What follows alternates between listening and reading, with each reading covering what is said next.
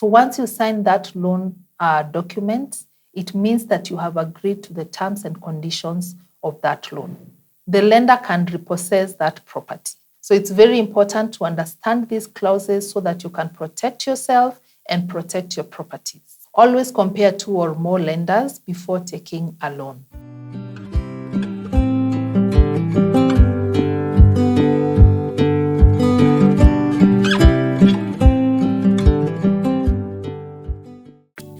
Hello and welcome again to another episode on the Prosperity Thrive Drive channel, where we thrive boldly and prosper fully. My name is Charity Mwangi, your host and a financial consultant. So in today's episode, we are going to look at the costly mistake of ignoring loan terms and conditions. So we'll look at how to avoid debt traps, reading the fine prints, and borrowing with clarity and confidence. Ignoring loan terms is the mistake that costs people their properties, their mental peace, and even their relationships. I've seen people borrow money and without even checking what the terms and conditions of the loans are, they just look at the amount that they are getting or the amount that they have applied for, but they do not know the interest rate that they are being charged, how often they're supposed to repay their loans, because some loans you're required to pay on a daily basis, there are loans you're required to pay on a weekly basis, and there are some loans that you pay on a monthly basis. So some people will assume that this loan should be paid on a monthly basis, yet the lender expects them to repay on a weekly basis. So not asking the right questions when you're taking the loan can cost you a lot, can lead to penalties that you had not planned for, and that will lead to loss of your money. Most people sign loan agreements in a rush.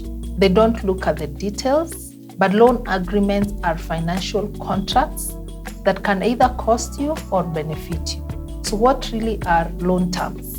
So loan terms are rules, expectations, and costs agreed between the lender and the borrower.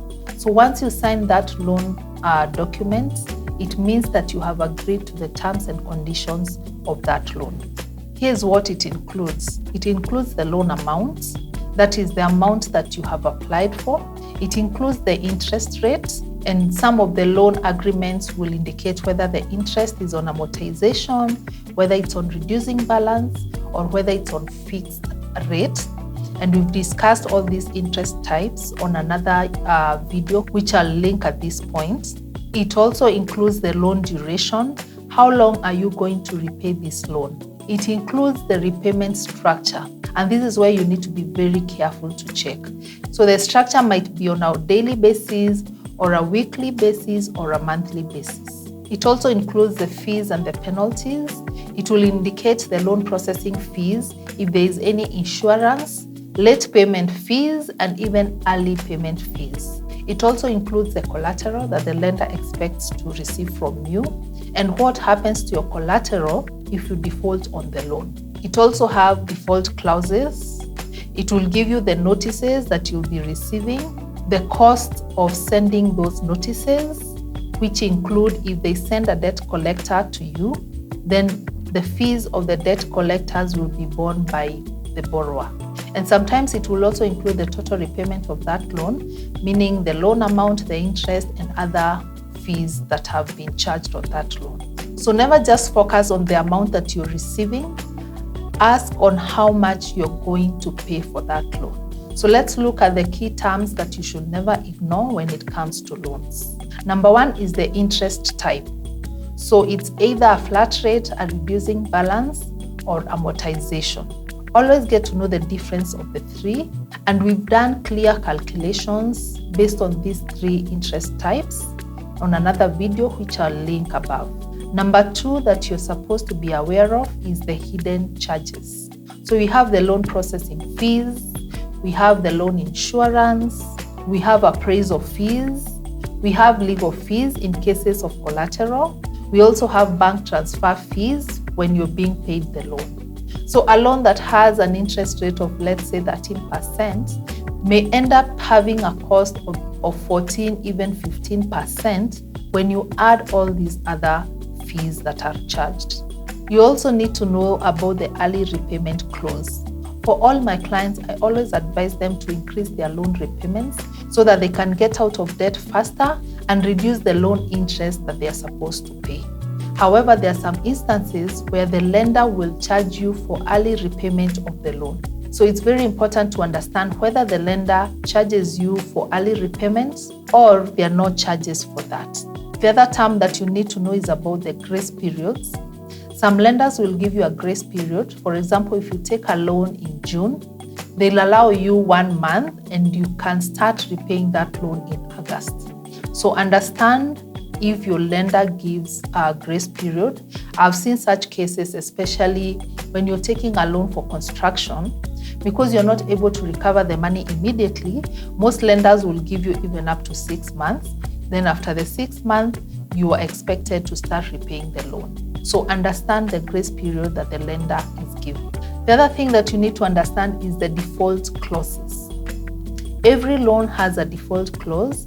Every lender has a credit policy that determines how the default notices are to be given. I've seen cases where borrowers have defaulted, and when they received the defaulter notice, they made so much noise. But these notices were issued based on the credit policy of that lender. So understand the default clauses. At what point do you receive the first defaulter notice? At what point does the lender send you the debt collection companies?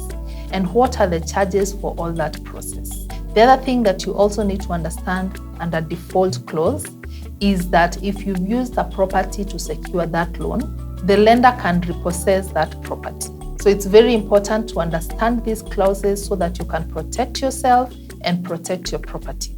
Number 6 is the insurance terms. For most loans, insurance is normally included either as a percentage or a formula that is calculated based on your loan amount and the repayment period.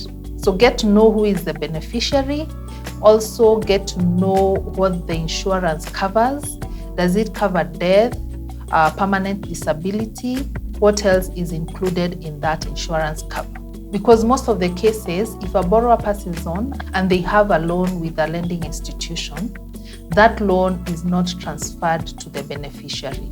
It's actually paid by the insurance and your beneficiary will not have any obligations. However, ensure that you get all these details as you're taking the loan.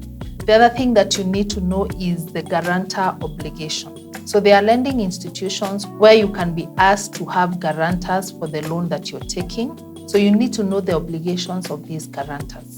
So most of the times, if you default on a loan, your guarantor is expected to pay up that loan. So you might take a loan from a mobile app and it indicates that the interest rate is 12%. But if you properly check, that interest rate is 12% per month. It means that on an annual basis, the interest is equivalent to 144%. So it's very important to plan yourself so that whenever you need a loan, you get a loan from cheaper lending institutions. For example, when a SACCO says that they are offering loans on 12%, it's normally 12% per annum. So meaning if you repay that loan in 1 month, then you'll be repaying 1% of that loan. It will be different if someone takes a loan from a mobile app that says 12% per month, and let's say they take 10,000, they'll end up paying 11,200. But if you borrow a loan, for example, from a SACCO that has an interest rate of 12% per annum, and for example, you repay that loan within 1 month, if you took a loan of 10,000, you'll end up paying 10,100. So if you compare the two borrowers, one is paying 11,200 and this other one is paying 10,100. So that's why it's very important to plan your finances and plan yourself well with the right institutions so that if that time comes when you need a loan, then you'll be able to have better options to choose from. So what do you do before you sign in that loan agreement document? So number 1, understand the total cost, understand the interest rate and how that interest is being calculated. Understand the repayment plan and the frequency. Are you going to repay on a weekly basis or a monthly basis? Understand if there are any hidden fees and charges. Are there appraisal fees, insurance fees, and any other fee?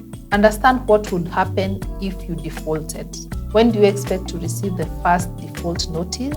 And how safe is your collateral?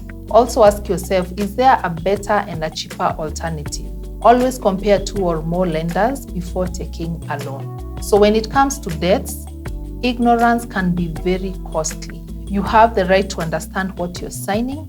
If you have a lender who is not ready to explain to you on the loan agreement, then that's already a red flag. You have the right to ask questions and you have the right for clarity. So we run a debt management program where we help our clients with managing their debts. If someone has multiple debts and they don't know how to get out of the debt trap, we'll help them manage their finances and be able to get out of debt. Thank you for joining me on this episode as we discuss the loan terms. Like this video, share, comment, and subscribe if you haven't done so. See you in our next episode of the Prosperity Thrive Drive.